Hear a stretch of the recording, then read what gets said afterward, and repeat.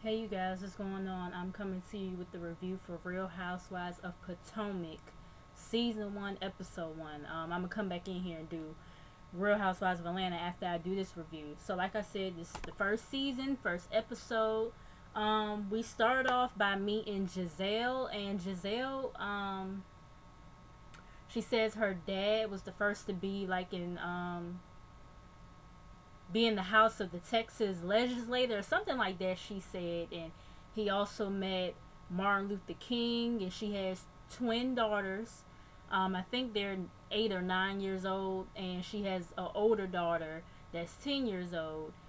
And she says that she was from Potomac, well, that she is from Potomac, but she moved to Baltimore for a while with her ex-husband Jamal Bryant, and he's a pastor, but he was a cheater. But anyway, so she says that when she was married, there was certain etiquette or whatever that she had to like abide by. But she's pretty much, she's not with that over etiquette bullshit that the Potomac women, the females who are from Potomac, be on or whatever. She's just kind of more like a, I guess you could say, not a bougie kind of person in a way. You know what I'm saying? But anyways, moving on, we get Katie or whatever, and she divorced her husband. She has 3 kids under the age of 3. She divorced her husband. I forgot what she said that he does, or if she even stated it at all. But by the way, she's in the scene with her current boyfriend, named Andrew, and he's a white guy, whatever. And Katie, she's into like white Jewish kind of guys or whatever. I mean, hey, she down with the swirl, so. But she said that she divorced her husband when she was like 4 months pregnant, I believe. And she said like the day after she met Drew. I was like, Andrew, I'm calling him Drew like he black or something. Yeah, I'm giving him nicknames and shit. But well, because that's what I wrote down on the paper. But she said that she met him, like I said, like I guess after she divorced her husband or something like that, like the day after. And I was just kind of like,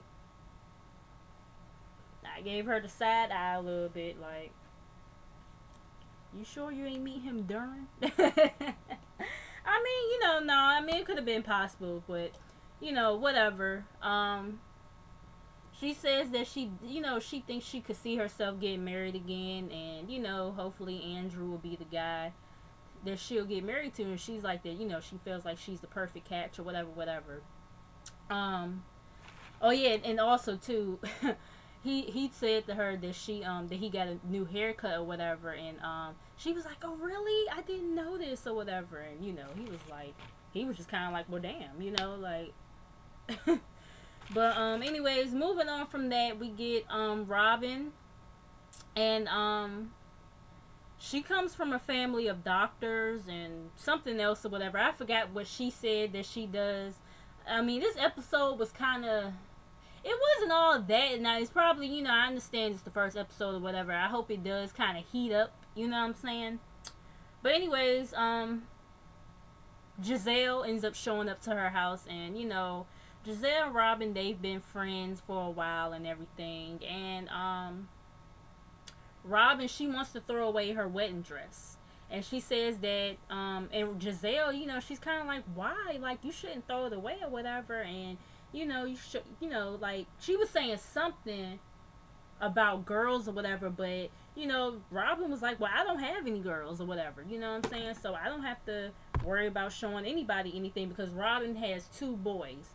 I think 5 and 7. And,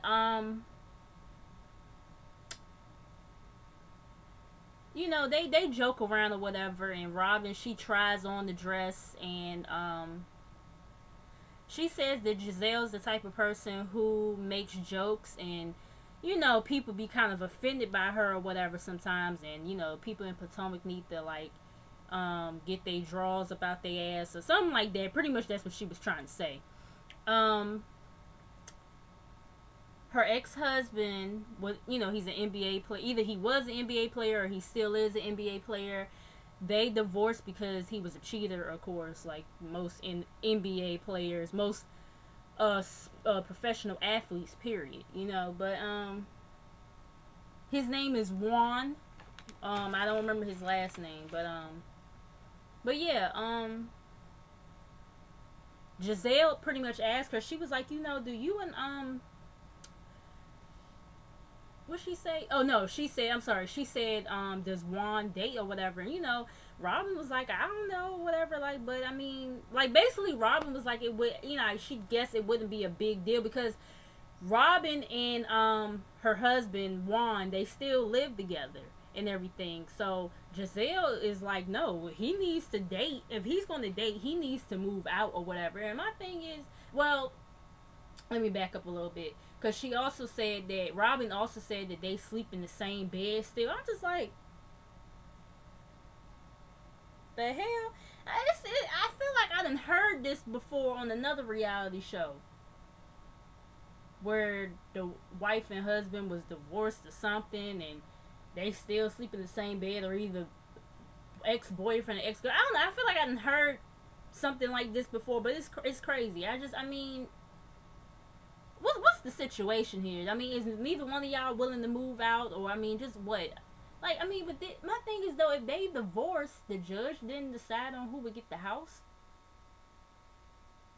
or did they just decide to come to the agreement that they was going to raise their children in the same house together? I don't know, but anyways, I mean, my whole thing on it is, I do understand what Giselle is saying, that if he is going to start dating again, he needs to move out. But she's saying it as if, him and Robin is trying to get back. Well, then again, I don't know. I mean, they still sleeping in the same bed. Is y'all trying to work something out? Or, I mean, what? You know what I'm saying? But, I guess it would be weird if he was dating or whatever, and then next thing you know, he bring, one day he decides to bring the chick home or whatever, and yeah, it's just, yeah, somebody got to move out. Somebody has to move out. But anyways, moving on from that, we get Karen, and she's married to a guy named Ray, and he's some big time, I think, is he a CEO or something like that? I done forgot, y'all. I'm sorry. It was hard for me to kind of pay attention to this, but basically he got wet, pretty much, And Karen, she definitely seems like she abides by the so-called etiquette rules of Potomac or whatever. She does seem kind of bougie and stuck up, and her husband look old as fuck. I'm just like, but then again, I mean, I don't know. I don't remember, because I know later on in the episode they was celebrating Karen's birthday. Did they say that she was 50 or? I don't know, but I mean, she don't look bad for her age though. But he just look old as fuck. I mean, he ain't got no hair in the middle or whatever, but and he got grays all over in the little bit of hair that he do got. But anyways, she says that she knows money isn't everything or whatever, but she hasn't met a poor man, she says that she's never met a poor happy man. I said, clearly money is about everything to you. Like, there's plenty of poor people that's happy because they know how to make the best of what they have. You know what I'm saying? But anyways, she's from Germantown, Maryland, and she grew up on the farm or whatever. And she was saying, 19 years of marriage, she knows that women want her man or whatever. I was like, yeah, not for his looks, probably for his money, but not for his looks. But anyways, moving on from that, we get Giselle and Karen. They meet up to have tea at Giselle's house, and Giselle's pretty much saying that Karen is a diva or whatever. And I know Giselle was kind of sort of giving everybody's backstory. Like, every scene that came on, that she was in with the different girls, she was kind of giving their backstory in the damn confessional. I'm just like, well, damn, can they give their own story? Like, anyways, she says that Karen is a diva or whatever, but she did say that Karen was one of the first people to welcome Giselle back to Potomac, and they're just talking or whatever. Karen is talking about her daughter's prom and graduation, and she said that she ordered her daughter's dress for prom, and Karen says that her daughter is going to a top 10 university or whatever, and she asks Giselle about her kids and everything, and then she asks about Giselle's love life, and Giselle, she's like she's just having fun dating right now, like she likes the process and everything, and Karen asks Giselle how do Jamal, which is Giselle's ex-husband, how does he feel about her dating, and then like bringing guys around the girls or whatever. But she says, Giselle tells her that Jamal trusts her judgment and everything, like pretty much she knows what she's doing, like, what I'm saying. And she says that Karen can be a little judgmental sometimes, this, that, and the third, and Karen was like that, she want them to get back together and all this stuff. I'm just like,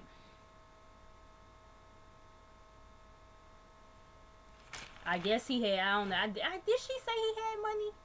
That Jamal had money? I don't know, but I don't know. That's my only reason for thinking that Karen will want them back together.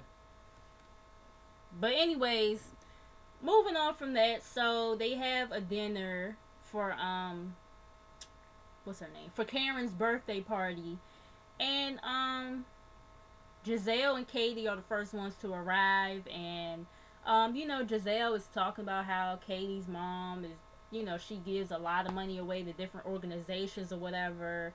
And she said that Katie went to New York for a while to do her thing, I guess with the modeling or whatever. I can't remember, but she said that she's met people like, I think she said the model Iman or whatever, and some other people. And she was like that, she ain't really with, dating black people unless it's somebody like Russell Simmons. I was like, oh, another gold digging bitch. That's how I look at Karen and Katie. They just come off like some gold digging heifers to me. But anyways, what else happened? Okay, yeah, the rest of the girls show up, and we get an introduction to Charisse and everything. And Charisse is telling them that the girls shouldn't order before the guest of honor arrives, which is Karen or whatever. I would have been like, fuck that. I mean, don't get me wrong. Well, I'm not gonna say that. It depends on how long she would have taken. If she would have took like over an hour to get there, or best believe, I would have been ordering. Fuck that, and fuck her birthday. Like, I'm telling y'all, like, I'm small and everything, but ask any of my friends, they tell you I love to eat. Like, I don't got time to be waiting around for folk. Like I said, for the satisfaction that it was her birthday and everything, I would have waited or whatever. But she would have been more than an hour. No, I'm sorry. You know what I'm saying? Like, the guest of honor is supposed to be there before anybody. For real. Want to keep it funky. But anyways, so Charisse decides she ain't gonna order since Karen isn't there yet. And Charisse says that she met Karen through Giselle and all this other stuff, and she said that she used to want to strangle her, but now she loves her.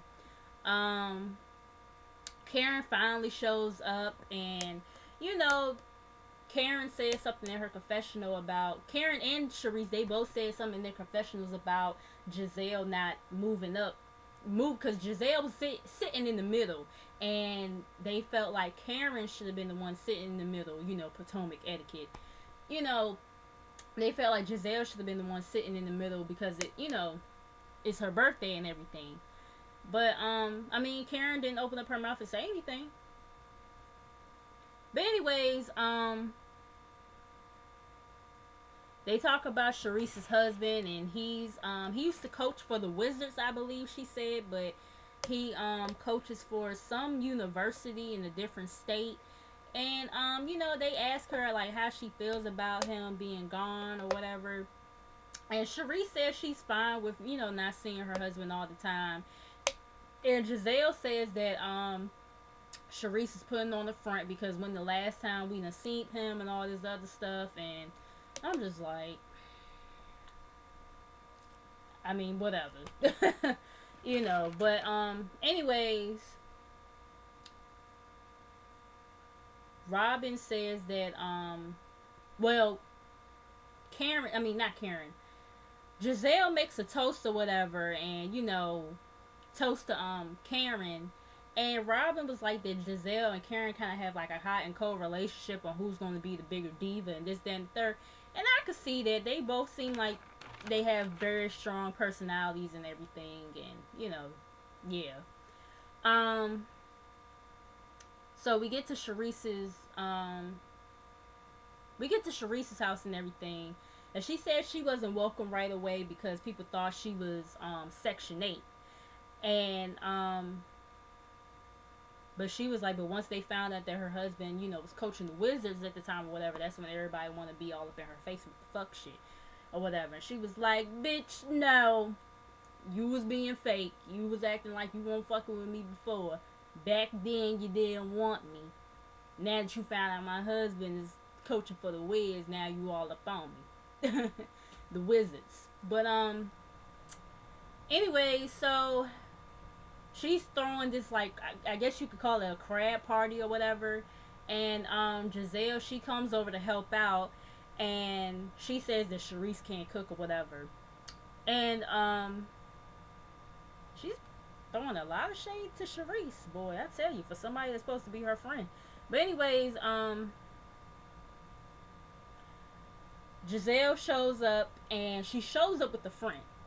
A guy friend or whatever. And Sharice, she's like, I didn't know she was bringing a guest or whatever. It would have been nice if she would have told me, and I would have been like, okay or whatever. But, and I understand that, you know what I'm saying? If you're going to bring somebody extra to somebody's house, you should ask first. That's just common sense. It's not even about etiquette at this point. That's just common sense. But, whatever. We get a quick scene with Katie. She's trying to get her and Andrew are trying to get the kids ready. She says that he's good with the kids and he's also good with money. Whatever.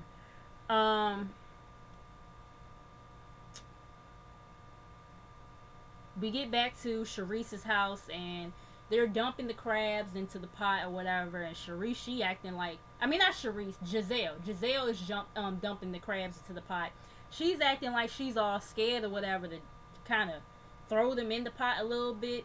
And like her legs was kind of spread out, and the friend was like, why is your legs spread out like that or whatever? And Sharice kind of throws some shade talking about she's used to having her legs open or whatever. I said, oh girl, you tried it. But anyway, so Sharice leaves them. Yeah, Sharice leaves them to go upstairs to get dolled up and everything. And Giselle and her friend proceeds to go through all of her stuff in the kitchen. I'm just like, I mean, they going through the refrigerator, looking at the wine or champagne or whatever it was, and just a whole bunch of other stuff. And then she was trying to I think she was trying to ask for some materials or whatever from Sharice or whatever.